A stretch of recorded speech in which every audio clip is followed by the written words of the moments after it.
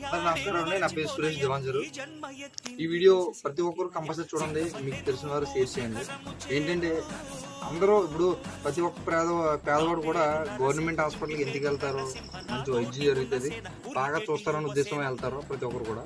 అయితే నేను మా పిల్లకి బాగోలేదని మన రాజమహేంద్రవరం ఉన్న గవర్నమెంట్ హాస్పిటల్కి వెళ్ళడం జరిగింది.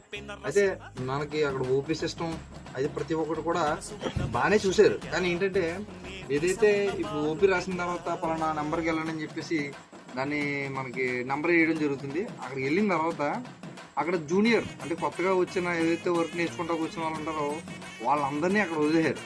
ఒక బ్యాచ్ కింద ఒక 20 మందినో 30 మందినో 40 మందినో పెట్టారు.